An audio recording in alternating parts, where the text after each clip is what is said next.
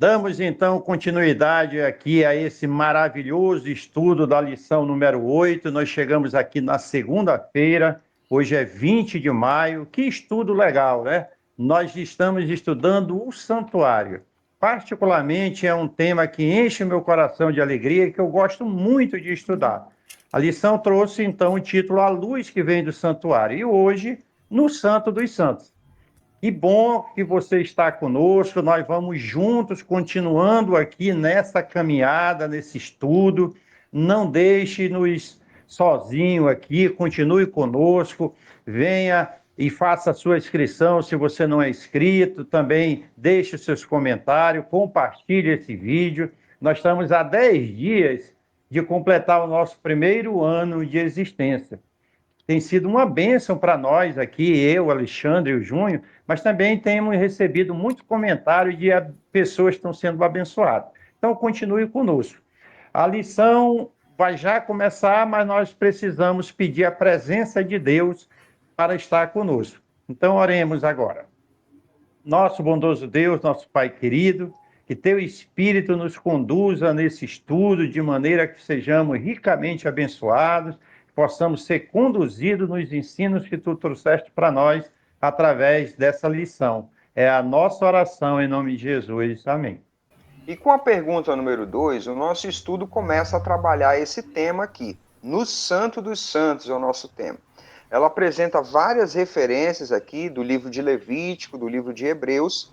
Nós já destacamos aqui um texto para lermos juntos, mas vamos responder a seguinte pergunta. Por que o dia da expiação era tão importante no antigo Israel?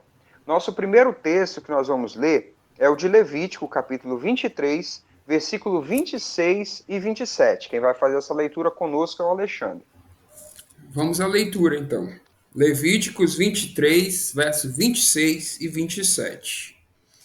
O Senhor disse ainda a Moisés: Mas aos 10 dias desse 7º mês será o dia da expiação. Façam santa convocação e humilhem-se.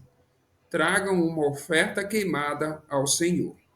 E nós seguimos com a nossa leitura no livro de Hebreus, o capítulo 9. O papai vai ler para a gente o versículo 23. Acompanhe a leitura conosco. Era necessário, portanto, que as figuras das coisas que estão nos céus fossem purificadas com tais sacrifícios, mas as próprias coisas celestiais requerem sacrifícios superiores àqueles. Muito bom, né? Então, com essa leitura, é sempre importante a gente destacar a necessidade de ler todos os textos. Com essa leitura, nós respondemos: por que o dia da expiação era tão importante? Nossa resposta aqui do canal fica assim: porque era a última fase no processo de purificação do povo e do santuário. Muito bem, então o nosso estudo aqui já começa nos mostrando o que acontecia ali neste dia, né? Nós vimos uma referência aí ao dia da expiação. O que era isso, né? E nós entendemos aqui pela lição que era um dia em que todo o povo se voltava para o santuário, né? Porque haveria ali uma purificação, tanto do santuário quanto do povo. Inclusive, a lição traz aqui a referência de Levíticos, dos capítulos 16 e 23. Nesses capítulos você vai encontrar ali todas as instruções de Deus para o povo, como eles deveriam agir nesse dia. E nesse dia, o sumo sacerdote, ele entrava no lugar santíssimo em favor do povo, né? E as instruções de Deus era para que o povo ficasse em atitude de humilhação, né? Fizesse uma autorreflexão, se humilhasse mesmo perante Deus, pedindo perdão dos seus pecados.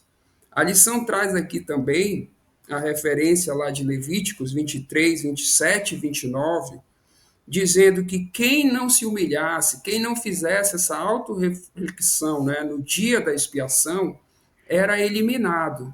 Eliminado no sentido de que não faria mais parte do povo de Deus. E essa compreensão, né, ali é muito importante, porque tudo que acontecia ali no santuário era uma figura do processo de eliminação do pecado, do plano da salvação e como Deus conduz esse processo até a purificação final, a salvação final. Então, nessas instruções, agora entra em cena o sumo sacerdote. No dia a dia, era o sacerdote.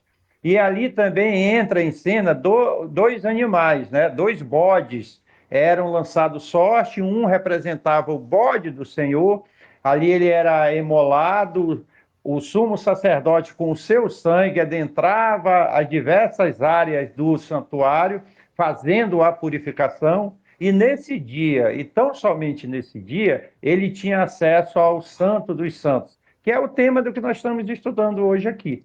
O que tinha no Santo dos Santos? A Arca do Concerto, a lei que foi quebrada.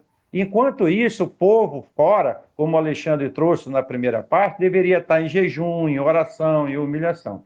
Feito isso, o sumo sacerdote vinha fora e confessava esses pecados na mão, na cabeça, digo, do bode, do outro bode, o bode emissário. E a partir dessa experiência, esse bode era levado para o deserto, representando assim que todos os pecados dos filhos de Israel que foram confessados tiveram, enfim, o seu destino final.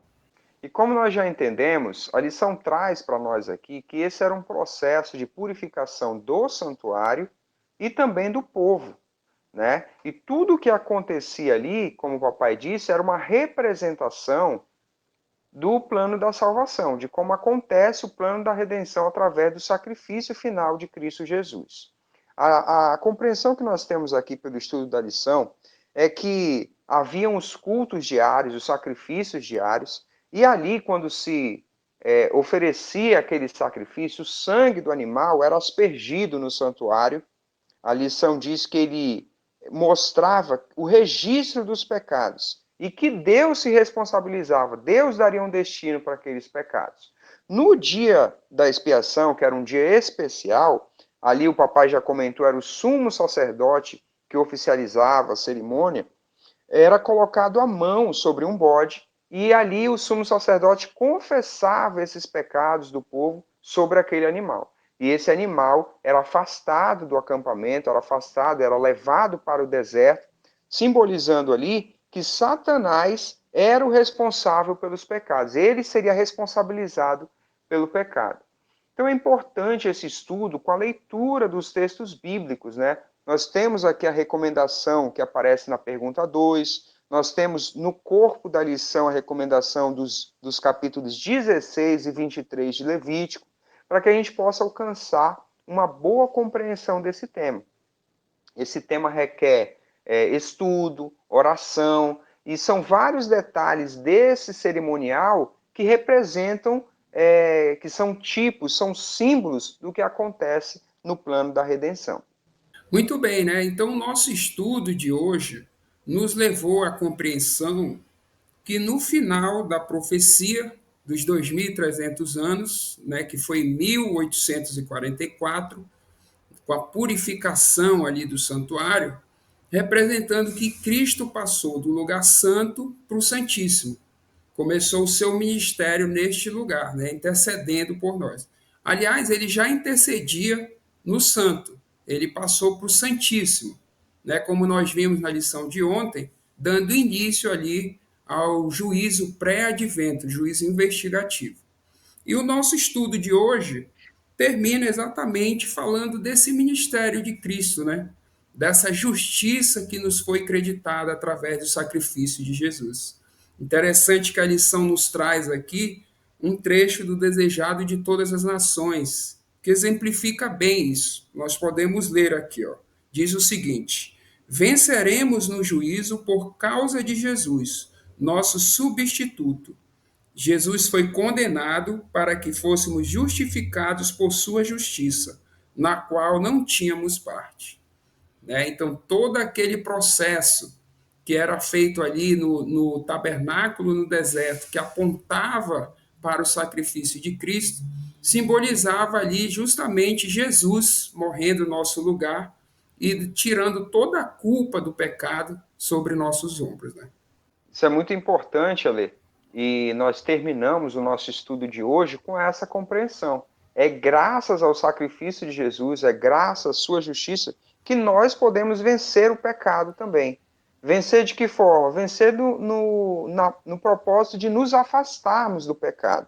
A lição conclui isso aqui, dizendo que nós afligimos as nossas almas e procuramos nos afastar do pecado. A graça de Cristo é completa, não só para nos perdoar, mas também para nos dar força para vivermos uma vida de santificação. Que essa possa ser a nossa realidade, que esse estudo, que a nossa dedicação em estudar a palavra de Deus nos leve cada dia mais a nos santificarmos na sua presença. Participe conosco através dos comentários aí, comente dessa lição a respeito da graça, como ela tem te alcançado, como ela tem te ajudado a viver uma vida de santidade, a procurar vencer os desafios da vida. Nos vemos amanhã no próximo estudo.